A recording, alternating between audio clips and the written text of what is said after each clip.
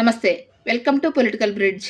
కూటమి ప్రభుత్వ మెడికల్ కాలేజీలను ప్రైవేటీకరణ చేస్తూ తీసుకున్న నిర్ణయంపై వైసీపీ వారు వ్యతిరేకిస్తూ కోటి సంతకాల సేకరణతో ఒక ఉద్యమం చేపట్టారు. కూటమి ప్రభుత్వం ఏం చెప్తుంది? మేము పీపీపీ విధానంలో ఇంప్లిమెంట్ చేస్తున్నాము, పూర్తిగా ప్రైవేటీకరణ చేయడం లేదు, ప్రభుత్వం చేతిలోని నిర్ణయాధికారాలు కానివ్వండి, ఫీజుల నియంత్రణ కానివ్వండి, సీట్ల కేటాయింపు, అన్ని విషయాలలో ప్రభుత్వం దగ్గరే అధికారాలు ఉంటాయి, ఓన్లీ కాలేజీల మెయింటెనెన్స్ వరకే ప్రైవేట్ వారికి అప్పగిస్తున్నాం అని చెప్తుంది.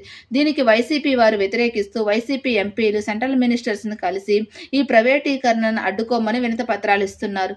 కాకపోతే కేంద్రంలో ఉన్న బీజేపీయే అన్ని ప్రభుత్వ సంస్థలలో ప్రైవేటు భాగస్వామ్యం ఉండేలాగా నిర్ణయాలు తీసుకుంటుంది.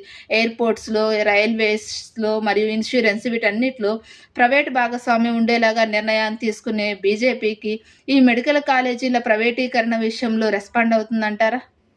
కామెంట్ చేయండి. వీడియో నచ్చితే లైక్ చేయండి, షేర్ చేయండి, సబ్స్క్రైబ్ చేయండి. Thank you.